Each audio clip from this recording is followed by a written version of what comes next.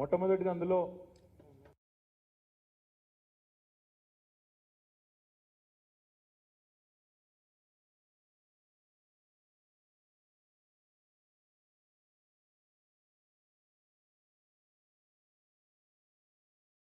ఎందుకు తెలంగాణ రాష్ట్ర ఏర్పాటును అవమానిస్తూ తెలంగాణ ప్రజల ఆత్మగౌరవాన్ని దెబ్బతీసే విధంగా ఎందుకు పదే పదే అనవసరపు అసందర్భపు వ్యాఖ్యానాలు చేస్తున్నారు ప్రధానమంత్రి గారు? ఎందుకు విషయం చిమ్ముతున్నారు? పార్లమెంట్ వేదికగానైతేనేమి, బహిరంగ సభలోనైతేనేమి ఆ అవసరం ఏమొచ్చింది? ఎవరి కోసం ఈ పని చేస్తున్నారని మొట్టమొదటి నేను అడుగుతా ఉన్నా. తెలంగాణ అంటేనే గిట్టనట్టు, పగబట్టినట్టు ఎందుకు తెలంగాణ పుట్టుకను ఇవాళ తెలంగాణ అస్తిత్వాన్ని అగౌరవపరుస్తున్నారు? ఎందుకు ఇంకా కూడా పదే పదే ఆ పని చేస్తూ ఉన్నారు? ప్రజాస్వామ్యంలో దేవాలయం అంటారు పార్లమెంటుని. ఆ పార్లమెంట్లో ఇప్పటికి ఒకసారి కాదు పలుమార్లు ప్రధానమంత్రి గారు తల్లిని చంపి బిడ్డను వేరు చేసిందనే మాట, ఒక విషపూరితమైన విషం నిండిన మాట, తెలంగాణ ప్రజల ఉద్యమాన్ని, తెలంగాణ ప్రజల త్యాగాన్ని కించపరిచే విధంగా మాట్లాడిన మాట ఏదైతే ఉందో ఇది నిజంగా మా అందరి మనసుకు తీవ్రమైన గాయం చేసిన సందర్భం అని చెప్పి కూడా గౌరవ ప్రధానమంత్రి గారికి నేను విజ్ఞప్తి చేస్తా ఉన్నాను. అమృతకాల సమావేశాలు అన్నారు, కొత్త పార్లమెంట్ అన్నారు, కానీ చిమ్మిందేమో విషం. అమృతకాలం, చిమ్మింది విషం. ఇక ఆ అజ్ఞానం ఏదైతే ఉన్నదో, తల్లిని చంపి బిడ్డను వేరు చేసిందనే అజ్ఞానం, అది అజ్ఞానమే, అంతకంటే ఇంకో మాట లేదు. ఎన్నిసార్లు అంటారండి? ఒకసారి అంటే సమాధానం చెప్పినాం, 2 సార్లు సమాధానం చెప్పినాం, కానీ పదే పదే అదే మాట అనడం నిజంగా కూడా జ్ఞానం ఉన్న వాళ్ళు చేసే పని కాదు, అజ్ఞానులు మాత్రమే చేసే పని. కానీ బాధాకరమైన అనక తప్పడం లేదు, బాధాకరమైన సందర్భం కాబట్టి అనక తప్పడం లేదు. 14 ఏళ్ళు దేశాన్ని, అన్ని దేశ రాజకీయ వ్యవస్థను ఒప్పించి మెప్పించి సాధించుకున్న ఈ రాష్ట్రం పట్ల, కేసీఆర్ గారి నాయకత్వం పట్ల మీకు కొంత ఇబ్బంది ఉంటే ఉండవచ్చు, కానీ ఇక్కడి ప్రజల పోరాటాల పట్ల, దశాబ్దాల పోరాటాల పట్ల, జయశంకర్ గారు ఇంకా ఇతర ఎంతోమంది పెద్దల త్యాగాల పట్ల ఎందుకు చిన్న చూపని నేను అడుగుతా ఉన్నాను. ఇవాళ కేవలం తెలంగాణ పుట్టుకను ప్రశ్నించడం, తెలంగాణ రాష్ట్రాన్ని అవమానించడమే కాదు, కొత్త పార్లమెంట్లో మొదటి రోజు విషయం చిమ్మడమే కాదు, ఇవాళ మీరు విభజన హామీలకు కూడా పాతరేసిన విషయాన్ని మళ్ళొకసారి నేను గుర్తు చేస్తా ఉన్నా. ఈ సందర్భంగా నేను భారతీయ జనతా పార్టీకి మాత్రం ఖచ్చితంగా చెప్తా ఉన్నా, గతంలో 2018లో 14లో ఎట్లా అయితే పుట్టగతులు లేకుండా పోయినారో, మళ్ళీ ఒకసారి మీ పార్టీ యొక్క దిక్కుమాలిన వ్యవహారం వల్ల, మీ ప్రధానమంత్రి యొక్క వాచాలత వల్ల మీ పార్టీ మళ్ళొకసారి రాబోయే శాసనసభ ఎన్నికల్లో, పార్లమెంట్ ఎన్నికల్లో అడ్రస్ లేకుండా, పుట్టగతులు లేకుండా తప్పకుండా పోతుంది. తెలంగాణ ప్రజల శాపం మీకు తప్పకుండా తలుగుతుందని చెప్పి నేను విజ్ఞప్తి చేస్తా ఉన్నా. ఎంత దుర్మార్గం అంటే, మొన్ననే దశాబ్ది ఉత్సవాలు జరుపుకున్నాం తెలంగాణలో. అట్లాంటి తెలంగాణలో తెలంగాణ రాష్ట్ర ఏర్పాటు జరిగిన తర్వాత ఇక్కడ ఉత్సవాలే జరగలేదు అంటాడు. ఆదిలాబాద్ నుంచి ఆలంపూర్ దాకా గల్లీ గల్లీలో ప్రతి పల్లెలో ఉత్సవాలు జరిగిన మాట వాస్తవం కాదా? తెలంగాణ ప్రజలు సంబరాలు చేసుకున్న మాట వాస్తవం కాదా? ఇంత దుర్మార్గమైన ప్రధానమంత్రి నాకు తెలిసినంత వరకు ఈ దేశంలో ఇదివరకెన్నడూ లేరు, బహుశా భవిష్యత్తులో కూడా రారు. ప్రధానమంత్రి ఖచ్చితంగా తెలంగాణ ప్రజలకు తన వ్యాఖ్యల పట్ల వివరణ ఇవ్వాలి. ఖచ్చితంగా తెలంగాణ ప్రజలకు ఇన్నిసార్లు తమను అవమానించినందుకు, వారి త్యాగాలను అగౌరవపరిచినందుకు క్షమాపణ చెప్పాలని చెప్పి కూడా ఖచ్చితంగా డిమాండ్ చేస్తా ఉన్నాం మా పార్టీ తరఫున. అదేవిధంగా ప్రధానమంత్రి గారు మరి ఎందుకు ఎంచుకున్నారో, మా మహబూబ్ నగర్ జిల్లాను, మా పాలమూరు జిల్లాను ఎంచుకున్నాడు. మహబూబ్ నగర్లో నిజానికి కాలు పెట్టే నైతిక హక్కు కూడా లేదు ఈ ప్రధానమంత్రి. ఎందుకంటే మీకు తెలుసు, మహబూబ్ నగర్ జిల్లా అంటేనే వలసల జిల్లా. ఒకప్పుడు పాలమూరు లేబర్ అంటే దేశవ్యాప్తంగా ఏ కన్స్ట్రక్షన్ సైట్కి పోయినా అక్కడ పాలమూరు లేబరే ఉంటుందనే ఒక నానుడి. అట్లాంటి మహబూబ్ నగర్ జిల్లా, భారతదేశంలోనే అత్యంత వెనుకబడ్డ జిల్లాలో ఒకటైన మహబూబ్ నగర్ జిల్లా ఏం చేసినారు మీరు? మహబూబ్ నగర్ జిల్లాకి 2014 జూన్ 2 నాడు తెలంగాణ వస్తే, జూలై 14 నాడు మా ముఖ్యమంత్రి గారు కేసీఆర్ గారు, మా గౌరవ ముఖ్యమంత్రి గారు స్వయంగా ఒక లేఖ తీసుకొని మీ దగ్గరకు వచ్చినారు. అయ్యా, తెలంగాణ ఉద్యమానికి, తెలంగాణ రాష్ట్ర ఏర్పాటుకు ప్రధాన ప్రాతిపదికనే నీళ్లలో జరిగిన అన్యాయం. మా వెనుకబడ్డ మహబూబ్ నగర్ జిల్లా, మా వెనుకబడ్డ తెలంగాణకు నీళ్లలో న్యాయం చేయాలి అంటే గోదావరి కృష్ణా జలాల్లో మా వాటా తేల్చాలే. రాష్ట్రం వేరుపడ్డ తర్వాత వెంటనే మీరు ట్రిబ్యునల్కు రెఫర్ చేస్తే చాలు, మాకు మా న్యాయబద్ధమైన వాటా దక్కుతుందని చెప్పి జూలై 14, 14 అంటే సరిగ్గా దాదాపు 10 సంవత్సరాలు, మరి 9.5 ఏళ్ళు కింద మా ముఖ్యమంత్రి గారు పదవీ బాధ్యతలు చేపట్టిన నెల రోజుల తర్వాత మీ ముందు వచ్చినారు. వచ్చి స్వయంగా మీకు చేతుల్లో దరఖాస్తు ఇచ్చినారు. ఇవ్వడమే కాకుండా ఇంకో మాట కూడా కోరినారు. మేము ఈ ప్రాజెక్టు కట్టుకుంటాం, పాలమూరు రంగారెడ్డి ఎత్తిపోతల పథకం కట్టుకుంటాం, సహకరించండి, మాకు జాతీయ హోదా ఇవ్వండి. పాలమూరు రంగారెడ్డికి ఇచ్చినా పర్వాలేదు జాతీయ హోదా, లేదా కాళేశ్వరం ప్రాజెక్టుకి ఇచ్చినా పర్వాలేదు. ఈ 2 ప్రాజెక్టుల్లో మేజర్ ప్రాజెక్టులు, ఒకటి గోదావరి మీద, ఇంకోటి కృష్ణ మీద, రెండింట్లో ఏ ఒక్కదానికైనా జాతీయ హోదా ఇవ్వండి అని గౌరవ ప్రధానమంత్రి గారిని, కేంద్ర ప్రభుత్వాన్ని మేము ఎన్నోసార్లు అడిగినాం. కానీ బాధాకరం ఏమంటే కరువులు, కన్నీళ్లు, వలసలతో కోసపడ్డ మహబూబ్ నగర్, పాలమూరు ఇప్పుడిప్పుడే పచ్చబడుతుంటే ప్రధానమంత్రికి ఆయన పార్టీకి కన్నుగుట్టినట్టయింది, పగబట్టింది.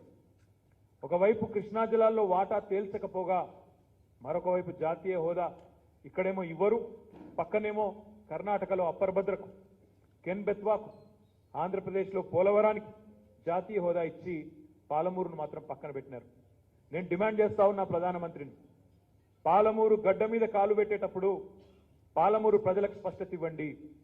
811 టీఎంసీల కృష్ణా జలాల వాటా ఏదైతే ఉమ్మడి ఆంధ్రప్రదేశ్కు ఉండేనో అందులో 500 టీఎంసీలు కావాలన్న మా డిమాండ్ ఏదైతున్నదో దాన్ని గుర్తిస్తున్నారా, గుర్తిస్తలేరా, దానికి మీరు ఆమోదిస్తున్నారా, ఆమోదిస్తలేరా, స్పష్టంగా చెప్పాలి మహబూబ్ నగర్ గడ్డ మీద అని చెప్పి ప్రధానమంత్రి గారిని నేను భారత రాష్ట్ర సమితి తరఫున డిమాండ్ చేస్తా ఉన్నాం.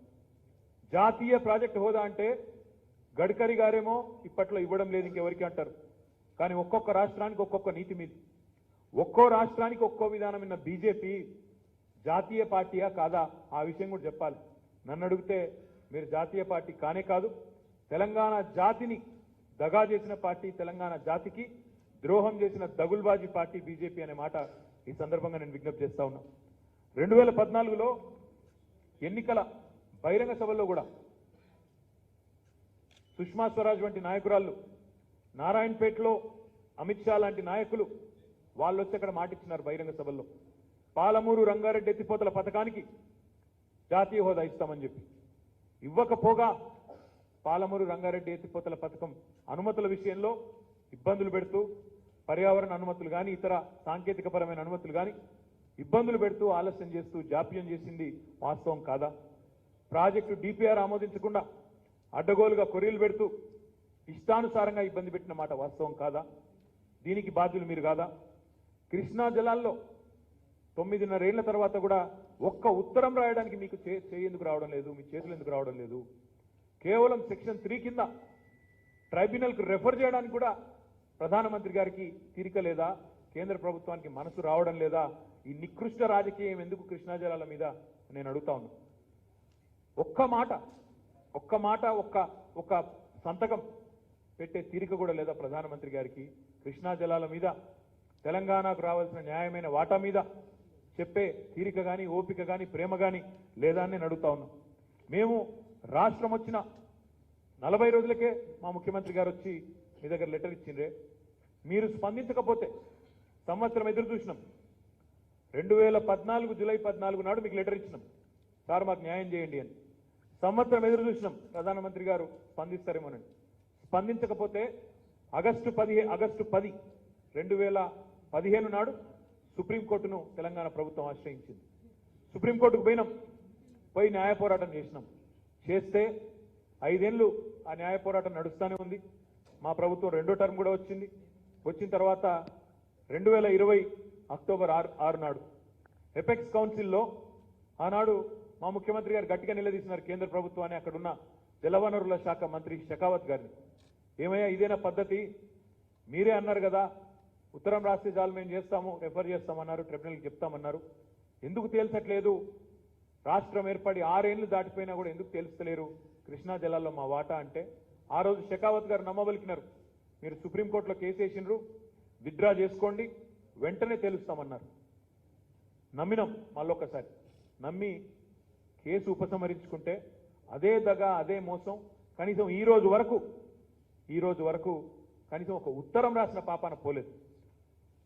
ఈరోజు మేము మళ్ళీ అడుగుతా ఉన్నా, 811 టీఎంసీలు బచావత్ ట్రైబ్యునల్ ఏదైతే ఆనాడు ఉమ్మడి ఏపీ కేటాయించిందో అందులో 575 టీఎంసీలు మాకు దక్కాలనేది మా వాదన. అందులో ఔచిత్యం ఉందా, న్యాయం ఉందా లేదా తేల్చాల్సింది ట్రిబ్యునల్. ఆ ట్రిబ్యునల్కి ఉత్తరం రాయడం మాత్రమే మీ బాధ్యత. అది కూడా చేయకుండా ఈరోజు పాలమూరులో ఎట్లా అడుగు పెడతారు ప్రధానమంత్రి గారు? ఏమన్నా కనీసం నీ పార్టీకి కానీ నీకు కానీ ఇంగితం ఉందని నేను అడుగుతా ఉన్నా.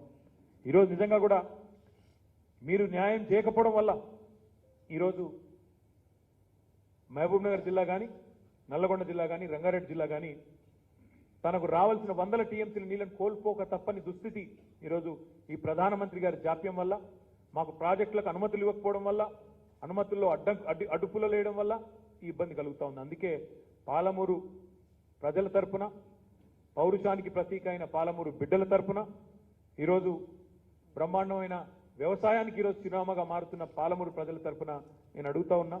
ఓట్ల వేట కోసం మీరు వస్తున్నారు మాకు తెలుసు, కానీ ఓట్లు కావాలంటే కూడా చేసిన 4 మంచి పనులు చెప్పాలి, చెప్పే సత్తా ఉండాలి ప్రధానమంత్రికి.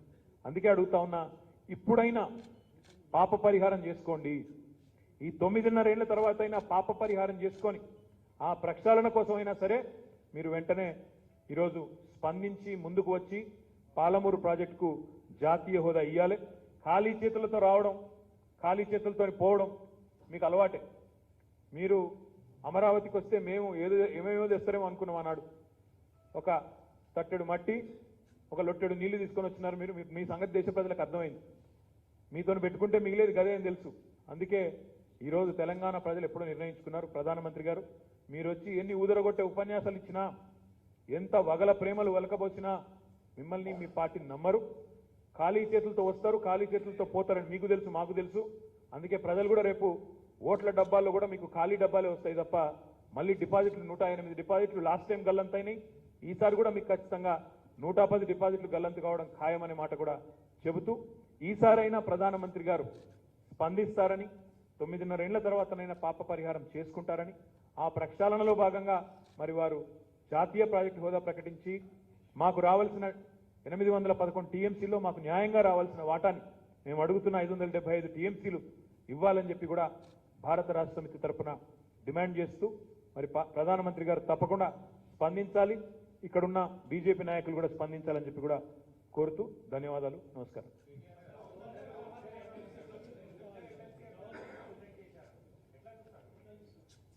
ఎట్లా చూస్తామంటే ఇప్పుడు మేము మా పార్టీ తరఫున, మా ప్రభుత్వం తరఫున ఇద్దరు గౌరవనీయులైన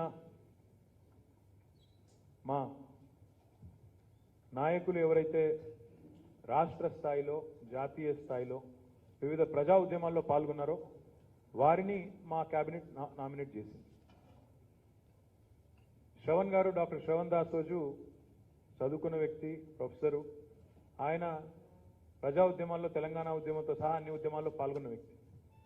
అట్లాంటి వ్యక్తి ఒక ప్రొఫెసరు చక్కగా గ్యారంటీ, ఇంకా మాకైతేమో అనుమానం లేకుండే, మేడంకు మా మీద ఎంత కోపం ఉన్నా ఆయన మీద ఉండదు, ఎందుకంటే మంచివాడు కాబట్టి తప్పకుండా ఆమోదిస్తారు అనుకున్నాం. ఇక మా సత్యనారాయణ గారు తెలుసు మీకు, ఒక ట్రైబల్ కమ్యూనిటీకి సంబంధించి, ఎరుకల కమ్యూనిటీకి సంబంధించి ట్రేడ్ యూనియన్ నాయకుడిగా జాతీయ స్థాయిలో పనిచేసిన వ్యక్తి. ఆయన ఏమి రాష్ట్ర స్థాయిలో పనిచేసిన వ్యక్తి కాదు. గతంలో ఒక జనరల్ నియోజకవర్గం నుంచి ఆ ప్రాంతంలో సంగారెడ్డి నియోజకవర్గంలో సేవ చేసింది కాబట్టి, ఒక జనరల్ నియోజకవర్గం నుంచి ఒక ఎస్టీ అభ్యర్థి అయినప్పటికీ జనరల్ నియోజకవర్గం నుంచి అక్కడ ట్రేడ్ యూనియన్లో చేసిన సేవలకు అనుగుణంగా అక్కడ ప్రజలు గెలిపించినారు.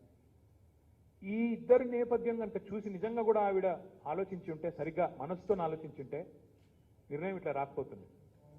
దురదృష్టం ఏంటంటే ఈరోజు అటు పైన మోడీ గారు అప్రజాస్వామికంగానే ఉన్నారు. మోడీ గారు ఏజెంట్లు దేశంలో ఉన్న వాళ్ళందరూ, గవర్నర్లు అందరూ కూడా అంతే అప్రజాస్వామికంగా, ప్రజాస్వామ్యాన్ని తుంగలో దొక్కే విధంగా వ్యవహారం చేస్తూ ఉన్నారు. ఇంకా సిగ్గుచేట ఎక్కడ అనిపిస్తుంది అంటే, అవన్నారు నిన్న రాజకీయాల్లో ఉన్న వాళ్ళను ఇట్లాంటి పదవుల్లోకి తీసుకురాకూడదు, ఇది కరెక్ట్ కాదని ఒక ఉత్తరం కూడా రాసింది. అంతకంటే హాస్యాస్పదమైన మాట ఇంకోటి లేనే లేదు. ఆమె నిన్నగాక మొన్నటిదాకా ఆమె రాజకీయ నాయకురాలు, బీజేపీ ప్రెసిడెంట్ ఆఫ్ తమిళనాడు, సరిగ్గా గవర్నర్ అయ్యే కంటే ఒక రోజు ముందు కూడా ఆమె బీజేపీ స్టేట్ ప్రెసిడెంట్. మరి సర్కారియా కమిషన్ స్పష్టంగా చెప్తోంది, యాక్టివ్ పాలిటిక్స్లో ఉన్న వాళ్ళు రాకూడదు, గవర్నర్లు కాకూడదని. So I'm asking you and asking the governor through the media, వీళ్ళిద్దరిని అన్ఫిట్ అన్నారు, మీరు అన్ఫిట్ అనే మాట వాడినారు.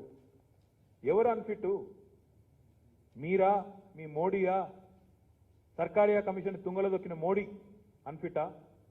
లేకపోతే నిన్నటిదాకా మీకు వర్తించ న్యాయం ఇవాళ వాళ్లకు వర్తించాలంటున్న మీరు అన్ఫిటా? తప్పకుండా ప్రజాక్షేత్రంలో తేల్చుకుంటాము, ప్రజలకే చెప్తాం. ఇద్దరు బలహీన వర్గాల బిడ్డలను, బలమైన గొంతు కలిగిన బిడ్డలను శాసన మండలికి తీసుకొని వస్తామంటే మీకేమి బాధ? The right of the government. Who we nominate is our right. మంచి వాళ్ళ కాదా మీరు విచారించండి.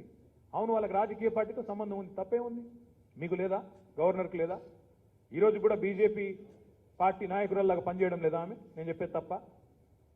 అంటే మీకు వర్తించే న్యాయం ఇంకోరికి వర్తించాలని ఇది ఎక్కడ పద్ధతి? We strongly protest, we strongly condemn the attitude of this governor. ఇక్కడే కాదు, ఈరోజు మీరు దేశం అంతా చూడండి. తమిళనాడు గవర్నర్ ఏమో తమిళనాడు రాష్ట్రం పేరు మార్చేస్తాడు. తమిళనాడు గవర్నరు తమిళనాడు రాష్ట్రం పేరే మార్చేస్తాడు. ఇంకో గవర్నర్ గారు ముఖ్యమంత్రి గారికి సంబంధం లేకుండా వారి నిర్ణయాలు వారికి తీసుకుంటారు. మరి డెమోక్రసీలో డెమోక్రాటికలీ ఎలక్టెడ్ గవర్నమెంట్స్కి రోల్ లేకపోతే, మాకు పాత్ర డిసిషన్స్ మావి కాకపోతే, వీళ్ళదే మోడీ గారి ఏజెంట్లదే అయితే ఇదెక్కడి వ్యవస్థ? నేను ఇంకోటి కూడా అడుగుతా ఉన్నా ఈ సందర్భంగా. మోడీ గారు అన్నారు మొన్న 75 ఏళ్ళు నిండిన సందర్భంగా ఆజాదీ కా అమృత్ మహోత్సవ్లో ఏమన్నాడు? రాజ్పథ్ పేరు తీసేసి కర్తవ్య పథ్ చేస్తున్నా, ఎందుకంటే కలోనియల్ వాసన వస్తుంది ఇక్కడికి వెళ్ళన్నాడు. మరి గవర్నర్ పోస్ట్ కూడా కలోనియల్ పోస్టే కదా. వైస్రాయి గవర్నర్ ఇవి అవసరమా ఈ దేశంలో? డెఫినెట్గా ఆలోచించాలి. భారత ప్రజాస్వామ్య వ్యవస్థలో భారత ప్రజలు ఆలోచించాలి, పార్టీలు ఆలోచించాలి. గవర్నర్ వ్యవస్థను అడ్డుపెట్టుకొని ప్రజాస్వామ్యబద్ధంగా ఎన్నుకున్న పార్టీలను, ప్రభుత్వాలను అప్రతిష్ట పాలు చేయాలి. ఇంకా ఒక దారుణం చెప్తాను మీకు నేను. మరి జ్యోతిరాదిత్య సింధియా గారు, రంజన్ గగోయ్ గారు, వాళ్ళిద్దరూ నామినేటెడ్ టు రాజ్యసభ. జ్యోతిరాదిత్య సింధియా అక్కడ కాంగ్రెస్కి వెళ్ళి బీజేపీలో చేరుతాడు. వెంటనే ప్రెసిడెంట్ గారు నామినేట్ చేస్తారు రాజ్యసభకి. అదేవిధంగా అటు సైడ్ ఈయన పేరు బ్రజ్ క్షేత్ర ప్రెసిడెంట్ ఆఫ్ ఎక్కడ ప్రెసిడెంట్ ఈయన? ఉత్తరప్రదేశ్ ఎక్కడో ఆడదికి ఎక్కడో ఆడ బీజేపీ ప్రెసిడెంట్. ఆయన ఎమ్మెల్సీగా అక్కడ గవర్నర్ గారు నామినేట్ చేసినారు. మీకు ఇంకో మొత్తం ఎగ్జాంపుల్స్ ఇస్తాను నేను. ఇక్కడనేమో ఇది ఎక్కడ రామ్ సూరత్ రాజ్బర్ ఈయన పేరు. ఆయన బీజేపీ ఆయన కూడా అక్కడ గవర్నర్ గారు నామినేట్ చేసి ఎమ్మెల్సీ చేస్తారు.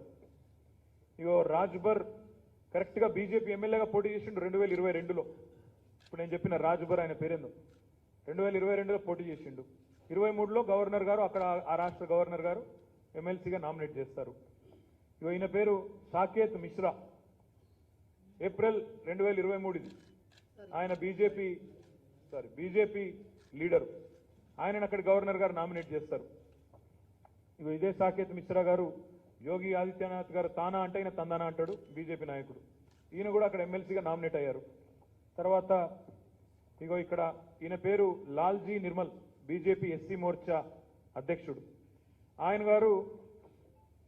ఆయన బీజేపీ ఎస్సీ మోర్చా అధ్యక్షుడు. ఆయన ఓకే అట, ఆయన కూడా ఫిట్ అట, కానీ మా వాళ్ళు అన్ఫిట్ అట. ఈయన పేరు Hansraj, BJP Varanasi president, BJP యొక్క వారణాసి ప్రెసిడెంట్. ఈయన మోడీ గారి కాన్స్టిట్యున్సీ వారణాసిలో బీజేపీ ప్రెసిడెంట్. ఆయన ఫిట్టు, మా వాళ్ళు తెలంగాణ ఉద్యమంలో పాల్గొన్న వాళ్ళు మాత్రం అన్ఫిట్టు. హెచ్పి సుదామ్ దాస్, ఈయన కాంగ్రెస్ ఓడు, కేపీసీసీ క్యాంపెయిన్ కమిటీ. ఈయన మొన్ననే అక్కడ ఎమ్మెల్సీ అయింది. కాంగ్రెస్ ఆయన క్యాంపెయిన్ కమిటీ చైర్మన్ ఏదో, ఆయన కూడా మొన్ననే అక్కడ ఎమ్మెల్సీ అయిండు, అది కూడా గవర్నర్ నామినేషన్. ఈయన అదే సేమ్ ఎమ్మెల్సీ అయింది మొన్ననే ఆగస్టు 23లో, మొన్న ఒక నెల కింద ఆయన అయినాడు. తర్వాత సీతారాం అని చెప్పేసి కర్ణాటక లెజిస్లేటివ్ కౌన్సిల్కి మొన్ననే నామినేట్ అయినారు ఆగస్ట్ 2023లో గవర్నర్ గారి ద్వారా. ఇక్కడ కూడా active worker, active leader of Congress. కర్ణాటకలో మంత్రి గారు, ఆమె పేరు ఉమాశ్రీ మేడం. మొన్ననే ఇదివరకు కాంగ్రెస్లో మంత్రి, ఆమె మొన్ననే గవర్నర్ గారు నామినేట్ చేసినారు, ఆమె మంత్రిగా ఉన్నారు ఇప్పుడు కర్ణాటకలో. అంటే జాతీయ పార్టీలుగా చెప్పుకునే రెండు పార్టీలకేమో ఒక నీతి. కాంగ్రెస్ బీజేపీ మంచిగా పరస్పరం సహకరించుకుంటారు కర్ణాటకలో. కాంగ్రెస్ వాళ్ళను సాఫీగా ఎమ్మెల్సీలుగా నామినేట్ చేయడంలో బీజేపీ గవర్నర్ గారు అక్కడ సహకరిస్తారు. వేరే చోట్లనేమో బీజేపీ గవర్నరు, బీజేపీ పార్టీ అంతా మాట్లాడుకుని అక్కడ కూడా ఉత్తరప్రదేశ్లో ఇంకొకడ నిన్న ఎలక్షన్లో పోటీ చేసిన వాళ్ళకు కూడా ఈరోజు నామినేట్ చేస్తారు. తెలంగాణ కాడికి వచ్చే వరకు మాత్రం ప్రజా ఉద్యమంలో పాల్గొన్న డాక్టర్ శ్రవణ్ గారు అనర్హుడు, ట్రేడ్ యూనియన్లలో పాల్గొన్న మా సత్యనారాయణ గారు అనర్హుడు. ఎవరు అన్ఫిట్ ఎవరు ఫిట్ అనేది ప్రజలు తెలుసాలని చెప్పి నేను కోరుతాను.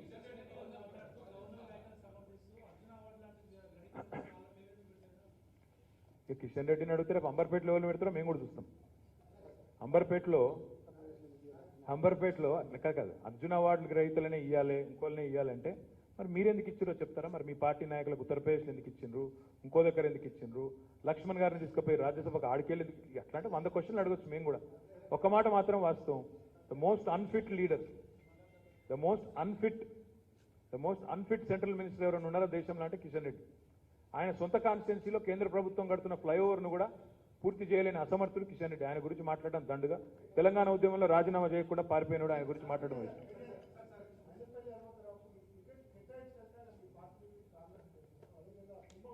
బ్రదర్, ఇదిగో రాజకీయాల్లో ముఖ్యంగా ఎన్నికలు వచ్చిన తర్వాత ఒక్కొక్కరికి ఒక్కొక్క ఆస్పిరేషన్ ఉంటుంది. కొంతమంది వస్తారు, కొంతమంది పోతారు. రేపు కాంగ్రెస్ వాళ్ళు మా దాంట్లో కొంతమంది వస్తారు. అప్పుడు కూడా ఇదే మాట్లాడతారా మీరు? వస్తారు, ఇక వచ్చేటోళ్ళు వస్తారు, పోయేటోళ్ళు పోతారు. ఎలక్షన్ సీజన్లో కొంతమంది వస్తారు, కొంతమంది పోతారు. అది పెద్ద ఇష్యూగా. ప్రస్తుతం అయితే మీతోనే పోటీ పడుతున్నాం. ఎవరు ప్రశ్నలు అడుగుతున్నారో మాకే అర్థమైతే. రాహుల్ గారు, మీరు మమ్మల్ని కూడా టార్గెట్ చేస్తే ఎట్లా? మీరు జనరల్గా సీఎం ప్రెస్ మీట్లు సార్, మీరు మమ్మల్ని ఎందుకు టార్గెట్ చేస్తున్నారు? మీరు ఏమంటారు?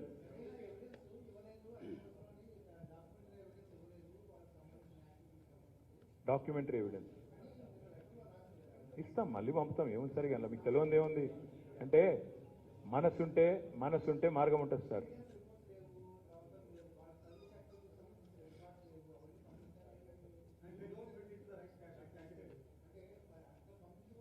I'm saying she is not fit to be a governor, simple as that.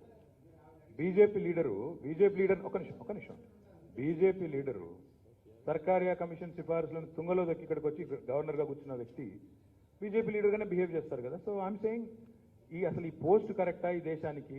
వైస్రాయ్లు, గవర్నర్లు, మోడీ గారు కూడా ఆయన ప్రధానమంత్రి పేరు మార్చుకుని వైస్రాయ్ అని పెట్టుకుంటే బాగుంటుంది. ఎందుకు ఈ బాధ అంతా? ఎక్కడ ఫిట్, ఎక్కడ అన్ఫిట్, ఎవరు ఇంటెలిజెంట్, ఎవరు not intelligent, what is this?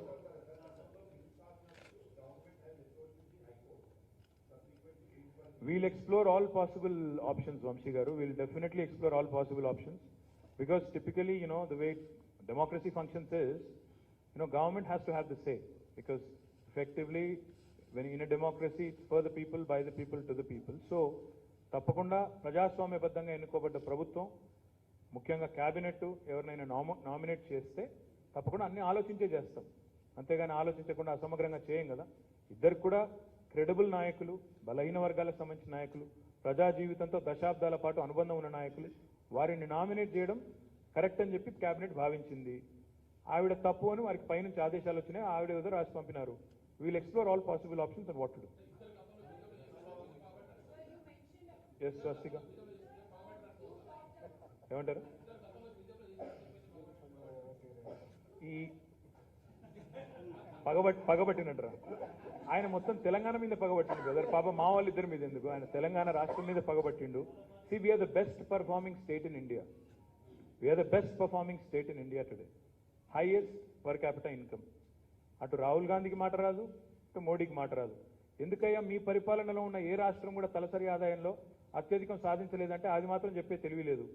కానీ పెంచిన ఈ తలసరి ఆదాయాన్ని మాత్రం ఇష్టం వచ్చినట్టు పంచుతామని చెప్పి అడ్డగోలు వాగ్దానాలు ఇవ్వడంలో మాత్రం ఫస్ట్ ఉన్నారు.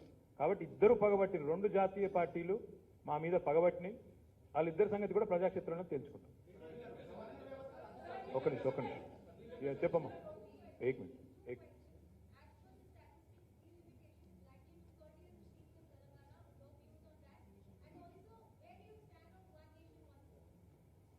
Where do we stand on one nation, one poll?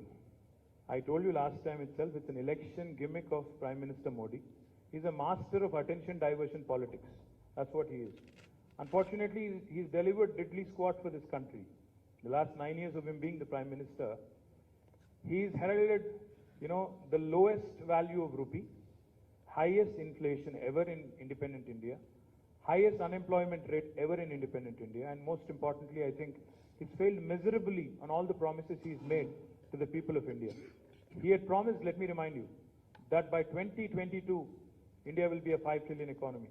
He has promised a house for every poor in the country by 2022. He had promised that 2 crore jobs will be delivered per year.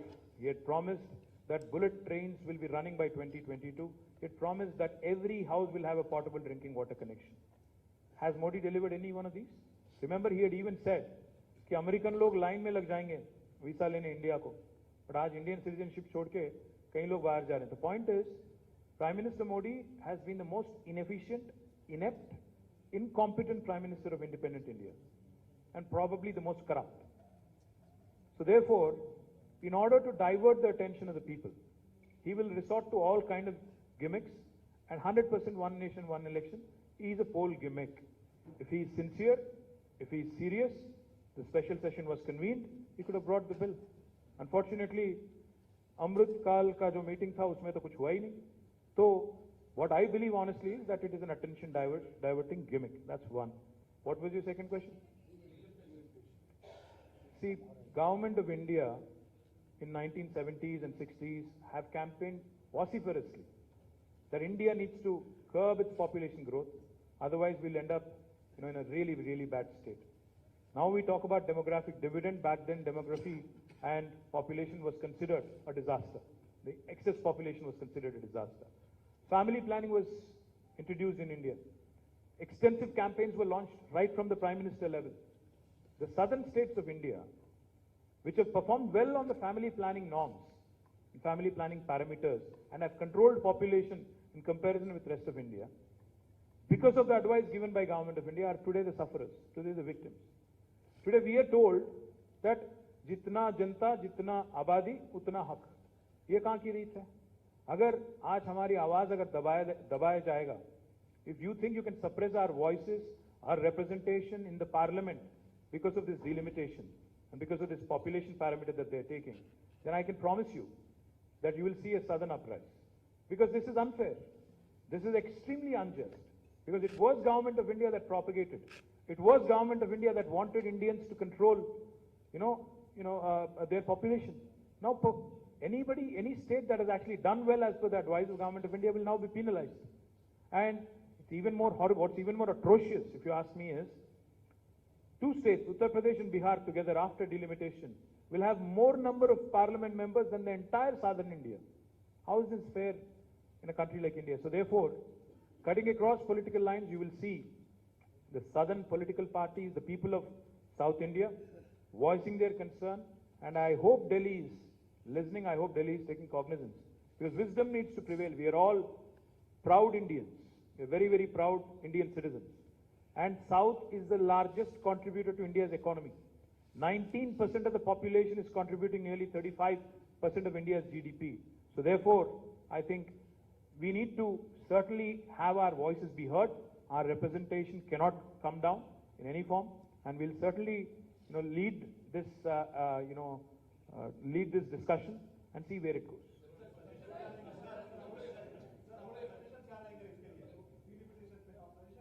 नहीं, जरूर देंगे कि यही बोलेंगे, सीधी सीधी बात.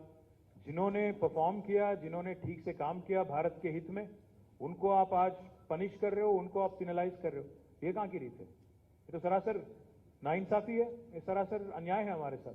So we'll certainly lead this discussion with other like-minded political parties, and we'll certainly convey these sentiments to Government of India as well. And I hope, like I said, I hope wisdom will prevail. I hope they will understand the concerns, and I hope that they'll deal with it sensitively. This is a very sensitive topic. Even Hyderabad MP Asaduddin Owaisi had said it yesterday. The South is literally sitting on a powder keg, is what he said, on the issue of delimitation. So I hope Government of India is also watching and watching closely.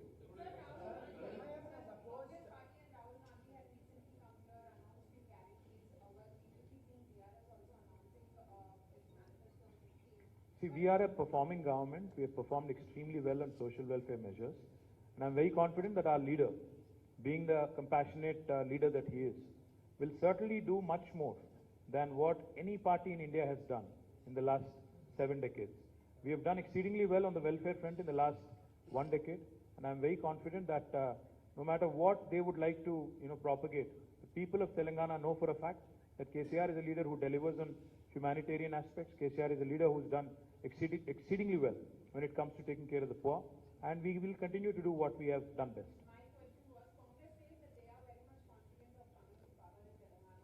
और क्या बोलेंगे यार, मैं ये थोड़ी बोलेगा कि हम हारेंगे जरूर। बट आपको याद शायद नहीं होगा, आपको शायद ये याद नहीं होगा, कल मैंने देखा कि राहुल गांधी कहीं बात कर रहे थे, उन्होंने कहा कि हम छत्तीसगढ़ में तो बराबर आ रहे हैं, प्रॉबेबली तेलंगाना में आएंगे। उनको खुद विश्वास नहीं, तो मैं क्या बोलूं उनके पार्टी पे और उनके पार्टी के लीडरों पे। खैर उनको छोड़िए, उनके क्या बात करें। एनीथिंग एल्स और can we conclude? Yes sir.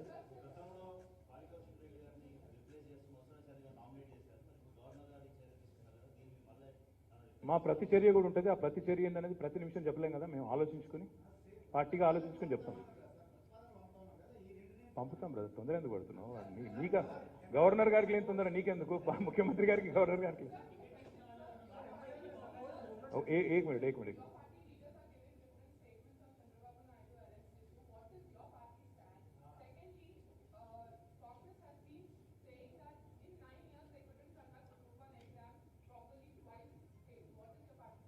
The first thing is, see, what is happening with respect to Sri Chandrababu Naidu Garu is primarily a political issue confined to Andhra Pradesh. It is a battle of wits between the two political parties in Andhra Pradesh, which has no consequence or which has no effect on Telangana or its people. So, most certainly our stand is very simple. It's a political issue confined to another state. What happens in Karnataka, what happens in Tamil Nadu, what happens in Andhra Pradesh, what happens in Chhattisgarh is of no consequence here. Agar कोई आके यहाँ पे नौटंकी करना चाहे, I would only say బేగానా Shaadi మే అబ్దుల్లా దివానా. ఏం సంబంధం ఇక్కడ మాకు? తెలంగాణ రాజకీయాలకి ఆంధ్రప్రదేశ్లో జరిగే రాజకీయాలకి ఏం సంబంధం అండి? చంద్రబాబు నాయుడు గారు అరెస్ట్ అయింది ఆంధ్రప్రదేశ్లో. ర్యాలీలు ధర్నాలు చేయదలుచుకుంటే నిర్మోహమాటంగా ఆంధ్రాలో చేయండి. ఎవరు వద్దంటున్నారు మిమ్మల్ని?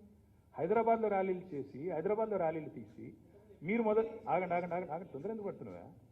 ఆగు బ్రదర్. మీరు ర్యాలీలు తీస్తారు మొదలు, ఇక్కడ రాజకీయ ర్యాలీ ఒకరు తీస్తారు, తెల్లారు ఇంకోళ్ళు తీస్తారు పోటీ ర్యాలీ. మరి మేమేం చేయాలా? అంటే పక్కింట్లో పంచాయతీ కూడా ఇక్కడ మేము ఇక్కడ తేల్చుకుంటారా? ఇది ఎక్కడ పద్ధతి? నేనేమంటున్నా అంటే తేల్చుకోండి. ఆంధ్రప్రదేశ్లో ఒకరితో ఒకరు తలపడండి, రాజమండ్రిలో భూమి దద్దరిల్లిపోయి ర్యాలీలు తీయండి, మీరు తీయండి, వాళ్ళు తీయండి, మాకేం బాధ మధ్యలో? ఇదేం నాకు వాళ్ళ పంచాయతీ వచ్చి ఇక్కడ హైదరాబాద్లో కొట్లాడతామంటే, మరి మేము ఇక్కడ ప్రభుత్వం నడుపుతున్నాము, శాంతి భద్రతల సమస్య తలెత్తితే సహజంగా ఇక్కడ ప్రభుత్వానికి బాధ్యత ఉంటుంది కదా. అటువంటిప్పుడు అట్లా అలవ్ చేస్తాము? వాళ్ళు ఒకరు ముందు వస్తారు, నెక్స్ట్ ఇంకొక ఆయన ర్యాలీ అంటాడు, ఇక వాళ్ళ ఘర్షణలకు ఇది వేదిక కావాలా? విజయవాడ లేదా, అమరావతి లేదా, రాజమండ్రి లేదా, కర్నూలు లేదా, అక్కడ చేయండి, వద్దంటున్నారు ఎవరన్నా? అక్కడ చేయకుండా ఇక్కడ వచ్చి రాద్ధాంతం చేయడం, రాజకీయం చేయడం ఏంటంటే నాకు అర్థం కాదు. ఇంకోటి, ఇది అచ్చంగా రెండు రాజకీయ పార్టీల తగాదా. అక్కడ ఆ పార్టీలకు ఇక్కడ స్థానం లేదు, ఉనికి లేదు, ఇక్కడ ఎందుకు మరి నాకు అర్థం కాదు. అల్టిమేట్గా ఒకటే బాస్ చెప్పేది నేను, అల్టిమేట్గా ఒకటే, issues like these sensitive issue అన్నప్పుడు సెన్సిటివ్గా హ్యాండిల్ చేయాలి. ఇంకోటి, రన్నింగ్ కామెంటరీ చెప్పినట్టు రోజు కామెంటరీ చెప్పాల్సిన అవసరం లేదు. న్యాయ పోరాటం చేస్తున్నారు చంద్రబాబు నాయుడు గారు, న్యాయ పోరాటం చేస్తున్నారు. ఆయనకి ఏ న్యాయం జరుగుతుందో జరుగుతుంది, న్యాయస్థానంలో ఉంది matter. The matter is sub judice, why this exuberance? ఆడు మ్యాటర్ సబ్జుడిస్ ఉంది, ఎవరు పడితే వాళ్ళు రోడ్డు మీదకి వచ్చి కామెంటరీ చేస్తా, అది కూడా తప్పే కదా.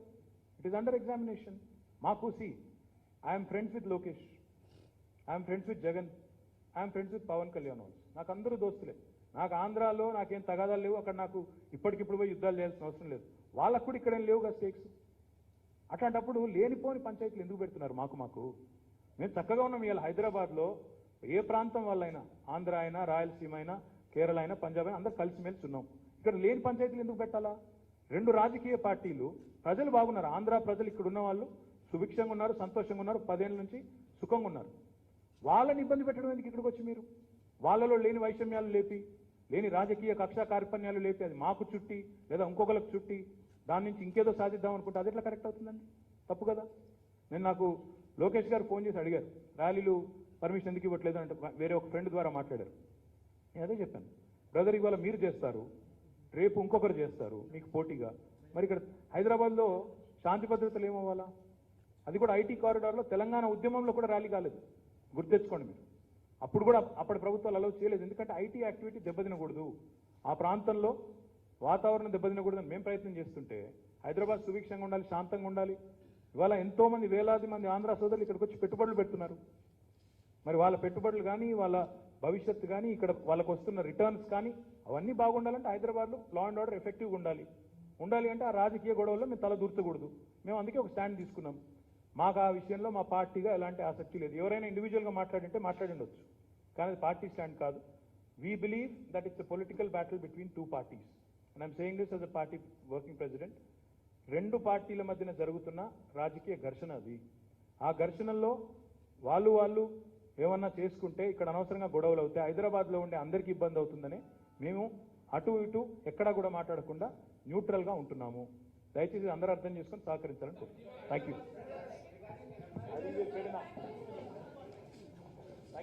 మా ముఖ్యమంత్రి గారు కేసీఆర్ గారు, మా గౌరవ ముఖ్యమంత్రి గారు